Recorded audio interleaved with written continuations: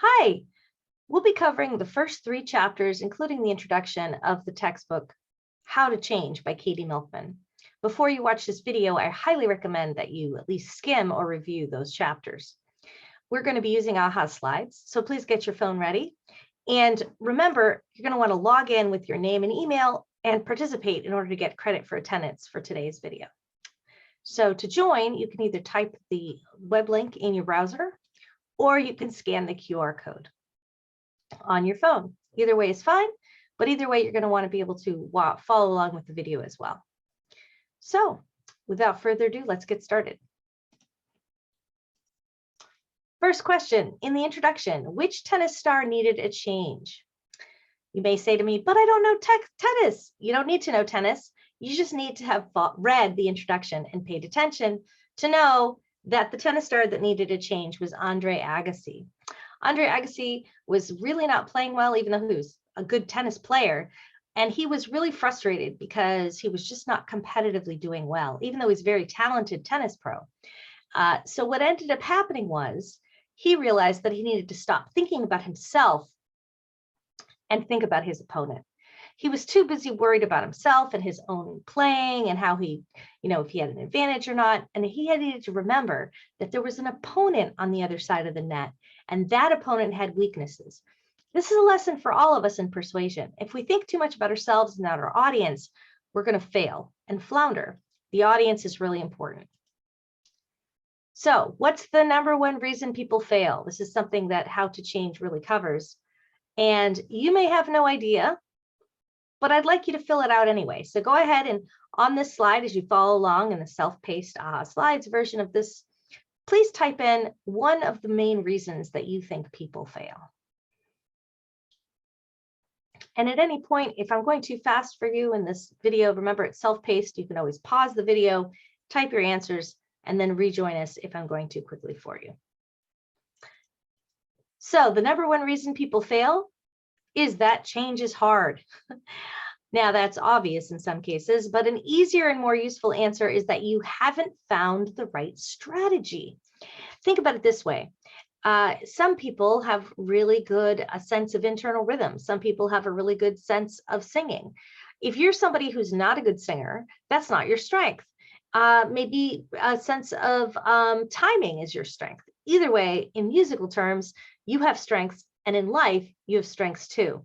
You want to figure out which strategy plays to your strengths, and you want to figure out which strategy plays to your weaknesses too. The percentage of premature deaths caused by personal behavior choices we can change is 40%. Let me unpack that figure for you.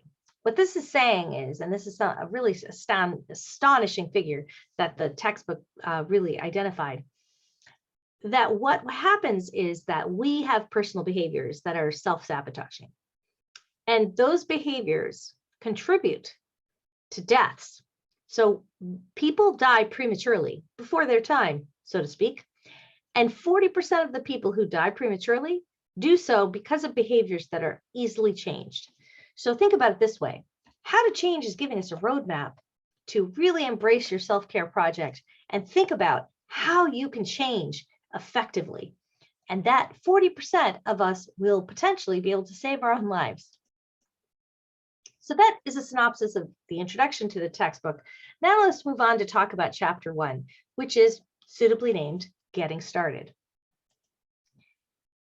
It could also be subtitled, Why Don't We Just Do the Things We Know We Should Do? What was the problem Google wanted the author to solve in chapter 1? Was it get employees to be more productive? Was it get employees to use free programs? Or was it get more people to apply to Google? Well, it wasn't either one of these. It was, in fact, getting employees to use free programs, which kind of seems crazy, right? You've got free programs, 401ks, gym memberships, different types of activities. People weren't using them, even though they know they'd be good for them. Google was stunned that here they had this incredible benefits package and people weren't using them, even though it would help their quality of life and even their length of life. So that was the problem that really kind of spurred, in some cases, this entire book. And so the question really came up, why was the Back to Sleep campaign so successful? And this is kind of a corollary to Google's problem. These two things had something in common. And it isn't because people are very sleep deprived. The Back to Sleep campaign was so successful because what happened was we had a fresh start. The moment you become a parent is one of life's starkest turning points. Just a day before your child's arrival, you are not a parent. But then when you become a parent, everything changes. And as a result, you have no old habits to break, no long-standing routines to disrupt. This is an incredible opportunity for change. So this Back to Sleep campaign, which is to try to stop sudden infant death syndrome, was incredibly successful because people didn't know any different. They didn't know whether or not they were used to putting infants to sleep on their back or infants used to sleeping on their stomach. All they knew is that they were told that you really want to keep your infant sleeping on its back to help it survive the night. And that's why it was so successful. So this campaign taught us the power of no baggage, the power of not having any bad habits to break. It's really, really easy to start in that kind of a context. And Katie Milkman does not call this save the babies. Katie Milkman calls this the fresh start effect, meaning that when you have an opportunity for a fresh start, it's a really powerful tool and effective technique for change. If you want to change behavior, whether it's your own behavior or someone else's, you're at a huge advantage if you start with a blank slate, a fresh start, and no old habits working against you. Katie Milkman says in page 26 of this book. So I want you to think about things that provide a fresh start. And no, we're not talking about Tide laundry. What are things that provide you a fresh start in life? And give it some thought. Go ahead and pause your recording and the video here and think about it, because I'm going to ask you to contribute in this slide things that you think you personally have seen help provide a fresh start. There are quite a few of them out there. So I'm going to give you some right now. So if you haven't had a chance to finish, please pause and you can finish and then rejoin us in the video. One of the first things is a beginning. May seem obvious, but if you have the beginning of a semester or a school holiday or after your birthday, unless it's your 21st birthday, all of these kinds of activities, Mondays, after holiday breaks, any kind of goal you have has an opportunity to feel fresh and new. And that's a great way to take advantage of this technique of the fresh start. So beginnings are great. Another thing that provides a fresh start are physical transitions, what sometimes we call pulling a geographic. In 1994, there was a study where two psychologists figured out that 100 people who had sought a meaningful life change, 36% of successful attempts happened when people moved. Physical homes. That's almost 1 in 3, or no more than 1 in 3, whereas only 13% of unsuccessful attempts followed a move. So this may not seem like a huge statistic, but it really is if you think about all other variables being equal. So the disruption in our lives triggered by physical transitions actually can be a powerful tool. A third thing that can provide a fresh start, baseball trades. Yeah, baseball trades for all you sports fans out there.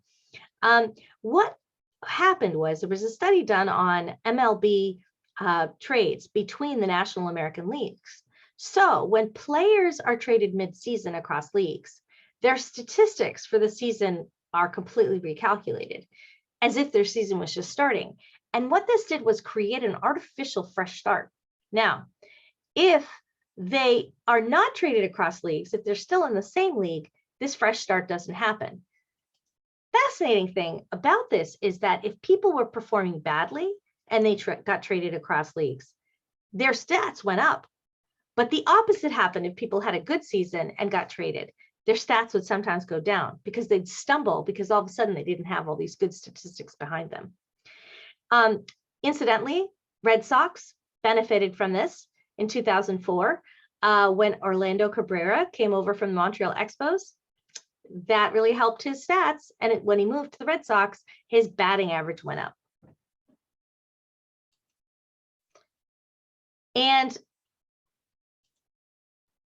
finally, sometimes just framing things as a fresh start can make a big difference. March 20th, same date, whether you call it the first day of spring or the third Thursday of the month.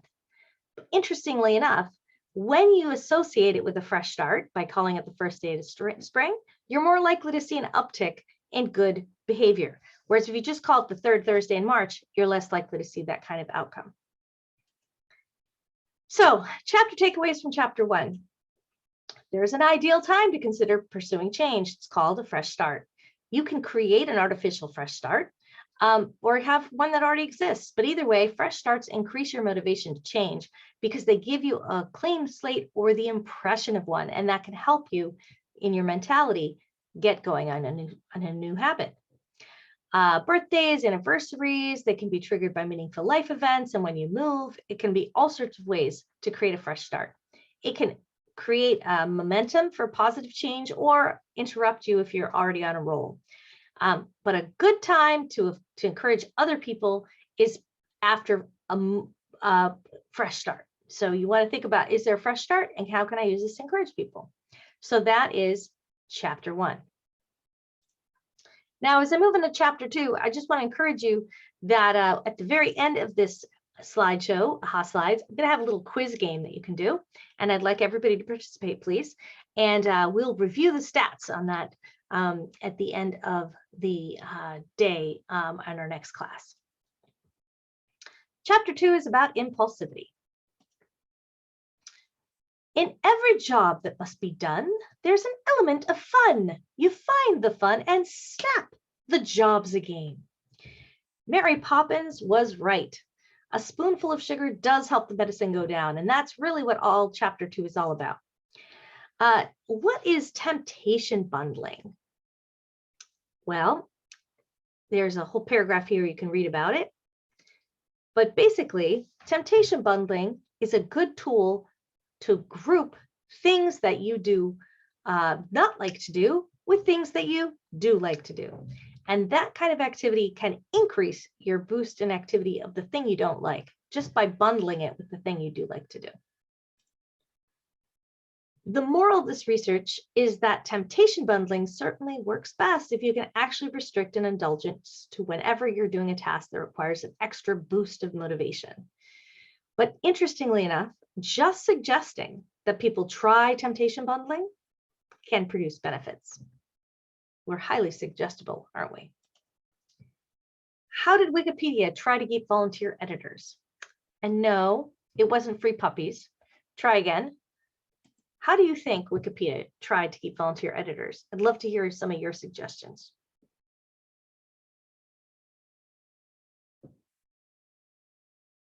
If you read the chapter, it'll be easier to answer this question. So if you have not, you might pause and go look it up. In the meantime, I'm going to move on. So let's go ahead to the next slide.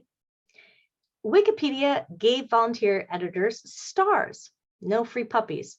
What this means is that Wikipedia was having a real problem with volunteer editors stopping and burning out. If you don't know this already, Wikipedia is a free editor kind of encyclopedia service, and people become experts in areas and then voluntarily choose to edit and update the pages in that area. So if you're somebody who's an expert on rotary phones, that would be your area, but you might burn out because it can kind of get tedious.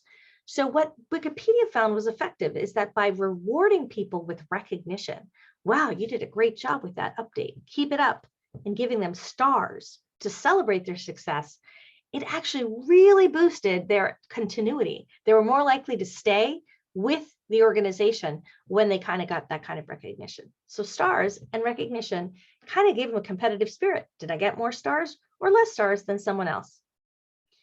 Did you notice how I just, right before we started this section, told you we'd be having a quiz at the end of this slideshow? I was kind of employing that Wikipedia technique of giving you opportunity to show off and get as many stars as you can competing with your classmates. This can also be referred to as gamification, the act of making an activity that isn't a game feel more engaging and less monotonous by adding game-like features. So when we play the quiz show at the end of this slideshow, you're going to feel like you're competing in a game, and it feels a little bit more fun.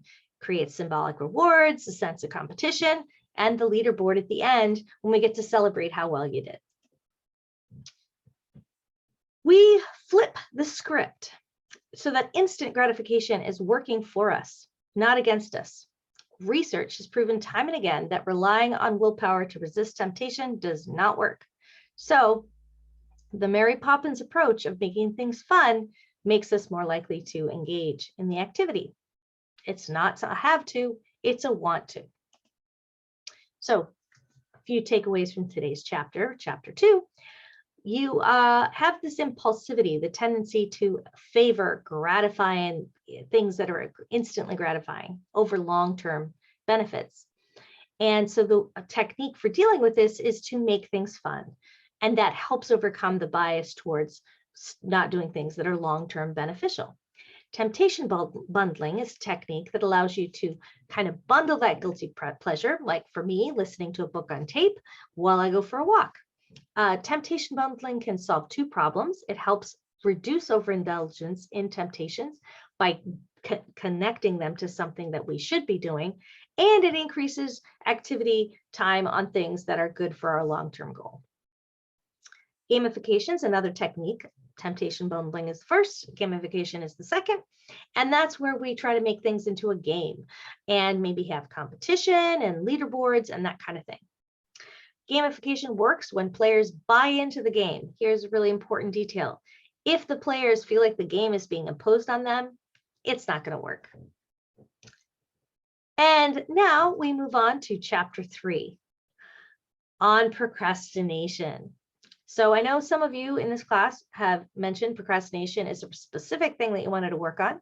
So pay attention. This is your chapter. Let me ask you this. Which do you prefer, flexibility or limitations? Seems like a trick question, right?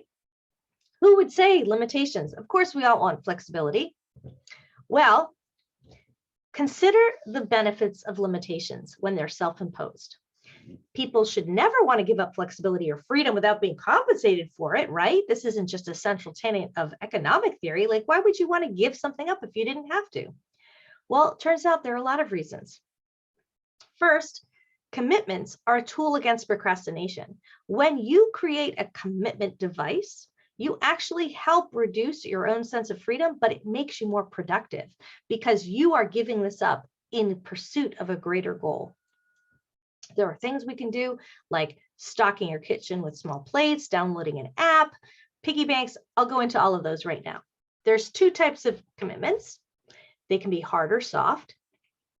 We can impose hard penalties to kind of stop ourselves, like forcing ourselves to pay a cash fine. If you've ever heard of a swear jar, that would be an example. Soft penalties is where we kind of just share our goal in public. Like if you shared what you're going to do for a behavioral habit, like I'm going to lose 20 pounds by March 10th, that would be a goal that you would be giving someone. A hard restriction is one we give where we lock our money away. We're restricting our access to that fund. Soft restrictions would be an example of using a piggy bank or perhaps using a small plate instead of a large plate when we're trying to eat to limit our portion size. So there's lots of different ways that you can use these kinds of techniques in your life. How could you use commitment tools in your self-care project? Now's an opportunity for you to share with me in the class. Give it some thought. You'll probably want to incorporate this into your next journal assignment. Hint, hint.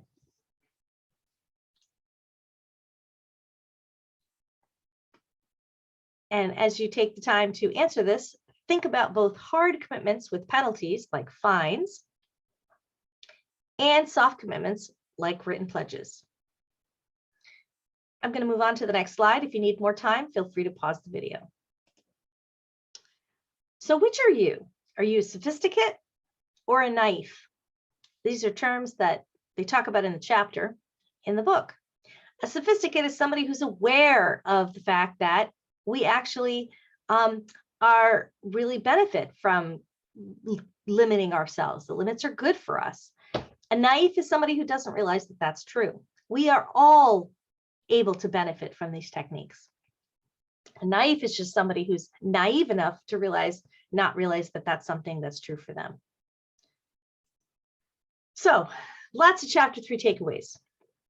I apologize for the small text. It was a lot of information to fit into a very small space.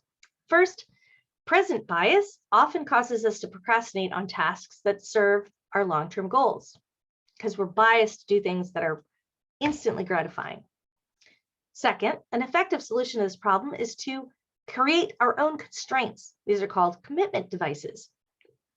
Locked savings account, limiting our freedom to our access to our money is an example. Cash commitment devices are a versatile form of commitment device. So you create an financial incentive to meet your goal. So if you've ever heard of a Christmas fund, that's something like that. Public pledges are a form of soft commitments that increase the psychological cost of failing. They can be surprisingly effective, though not as effective as hard commitments, which involve more tangible penalties. The costs we can impose on ourselves to help with goal achievements range from soft penalties, such as announcing a goal, to hard penalties, such as having to hand over cash if we fail. The softer the penalty, the less likely it is to help us change, but it's still effective to some extent. Here's an interesting fact. Making smaller, more frequent commitments is more effective than making larger, less frequent ones, even when they amount to the same commitment. So $5 a day is better than trying to save $1,825. So this is one reason why you want to make goals smaller and more frequent when you're doing things like self-care project. Something you do repeatedly in small increments is easier to do than something large in a one-time shot. Finally, not everyone recognizes that they could benefit from commitment device. Those who don't are called naifs. They tend to overestimate their ability to avoid temptation with willpower alone. But those of us who are sophisticates realize our limitations and are more likely to make changes in our life. All right, it is now quiz time. So I'm going to stop the video now and invite you to continue your way along the self-care, this self-paced AHA slides. And when you get to the end, you'll get to see the leaderboard and see how you did in comparison with your peers on the quiz questions that relate to the material we just covered now in this AHA slides. Thanks very much. See you next time in class.